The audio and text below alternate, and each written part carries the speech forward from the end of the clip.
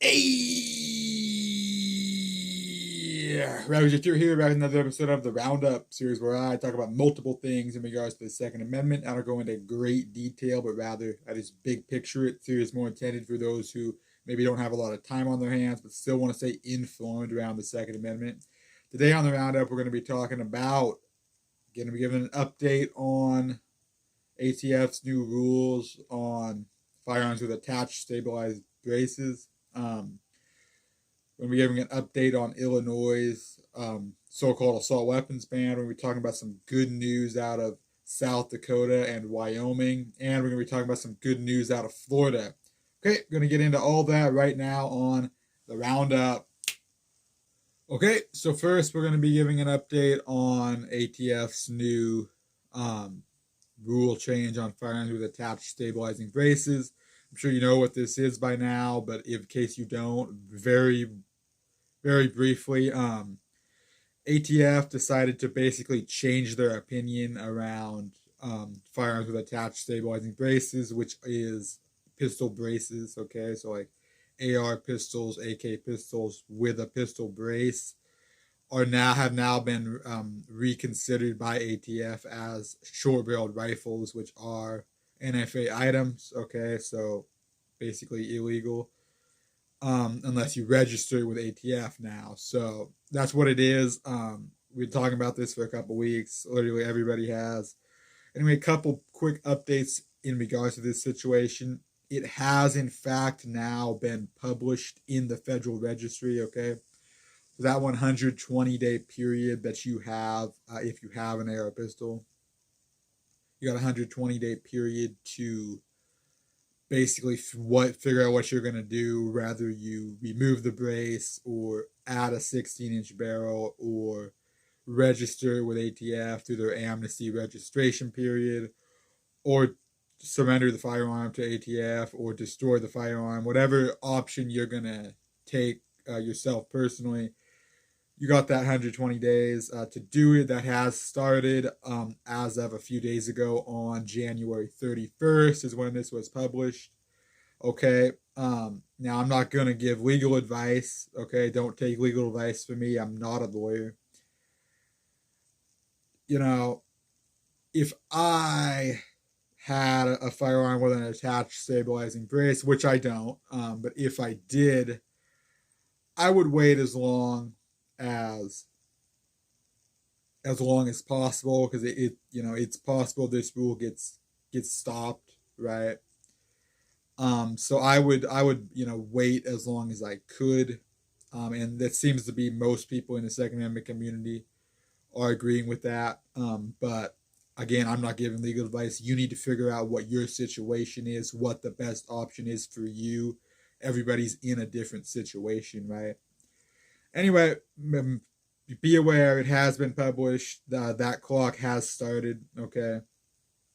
Um, the lawsuits have started to roll out. Okay, Firearms Policy Coalition has a lawsuit against this rule.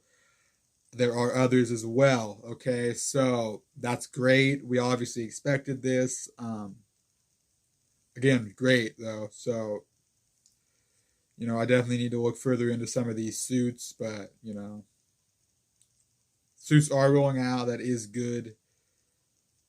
Really, all there is to say about that. And then also, there has been a federal bill submitted to remove SBRs, short barreled rifles, from the National Firearms Act, NFA, which would essentially strip the point of this rule change, which would be nice, but being realistic, this is not going to go anywhere, so it's not really worth spending too much time talking about because it's not going anywhere, most likely. So, it's worth mentioning though. It'd be nice, but I don't personally think so.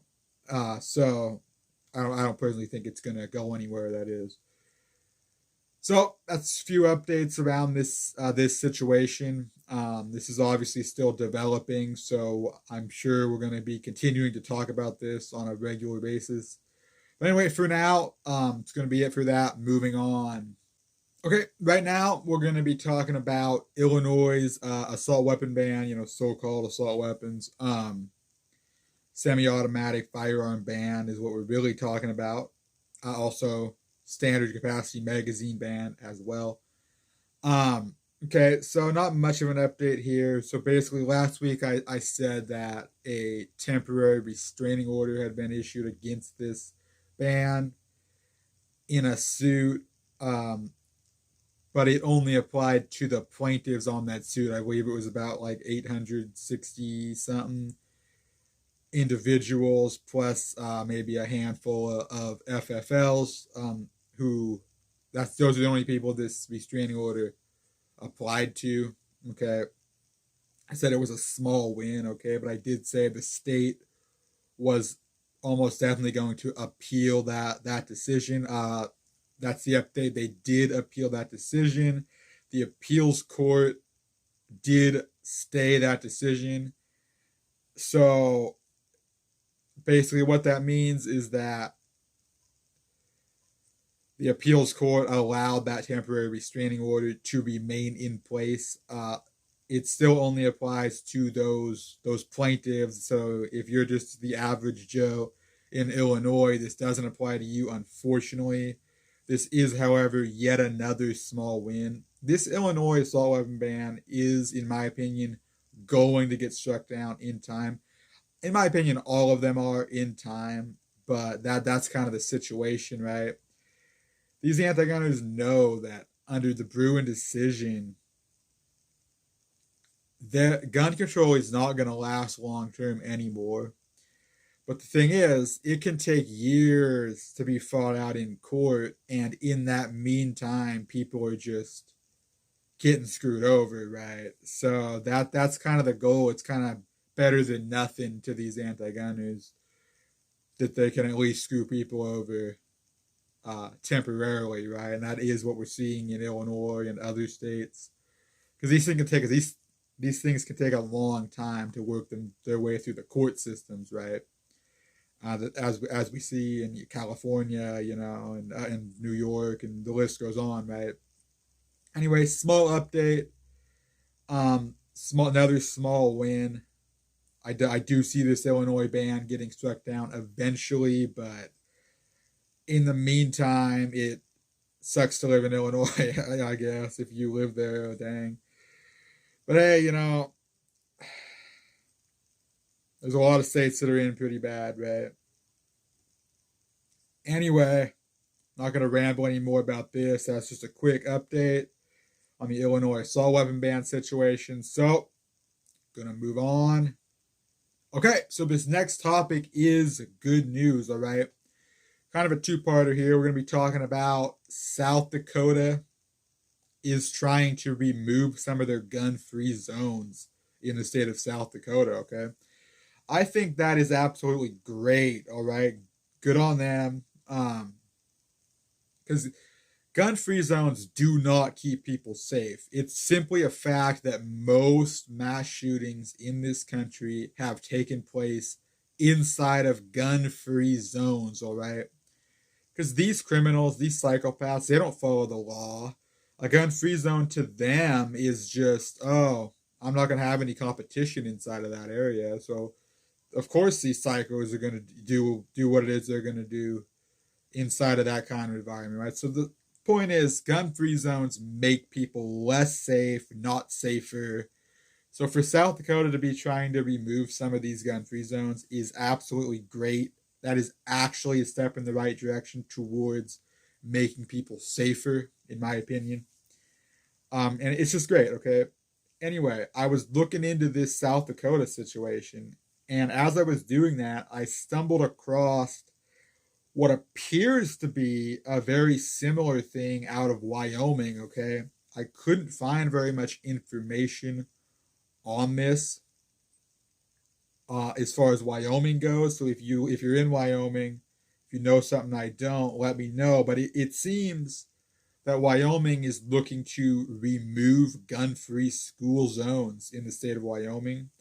If that's true, that is absolutely great really, really is a step in the right direction towards safety and, actually keeping people safe inside of schools.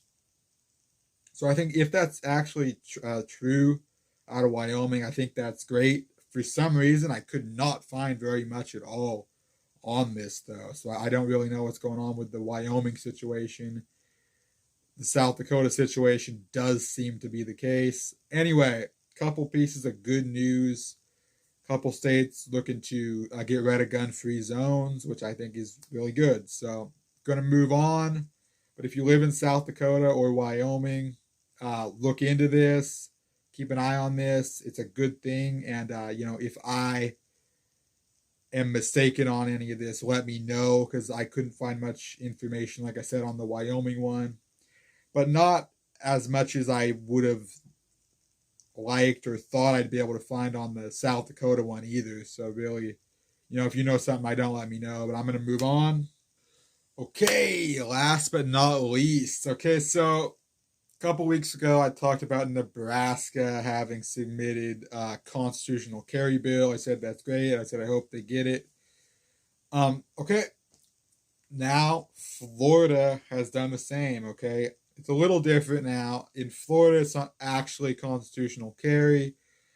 It's only constitutional concealed carry. At least that's how it appears. I could be wrong, but that seems to be how it is. In any case, step in the right direction. Yes, constitutional carry has been submitted in the state of Florida.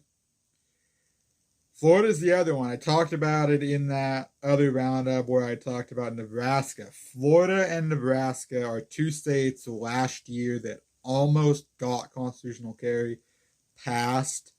They came up short, okay? Didn't quite make it happen last year. I hope both of them get it this year. At this point, we're kind of just waiting to see which state is gonna be the 26th constitutional carry state. Hoping it's one of these. Like I said, hoping both of them do get it done this year, as well as at least one or two more. I don't really remember off the top of my head the other states that are trying this year. I think maybe Virginia's one. I think there's at least three others. Anyway, hoping we get at least three or four new constitutional carry states this year.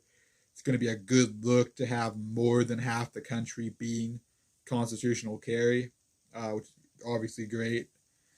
Anyway, I just want to give that quick update. It has been submitted in Florida. If you live in Florida, look into this. Get on your representatives. Tell them how much you want this, okay? Assuming you do want this, I don't really know why you're watching this video if you don't, but maybe you are. Anyway, that's really all there is to say about that. It's good news, right? I try to save the best for last in these videos, and I feel that this is pretty good news. So, yeah, that's really all there is to say there. Well, this has been another episode of The Roundup. I hope you learned something you didn't know already. That's the point of this series. If you want to continue seeing episodes of this series, you can subscribe to my channel. Let me know in the comments if there's anything else you'd like to see me talk about in this series or do on my channel in general. Or, if you know something I don't about anything I talked about in this video, let me know in the comments, right? Anyway, that's really going to be it for me. That's all I got this week. So I'm going to get out of here. Goodbye.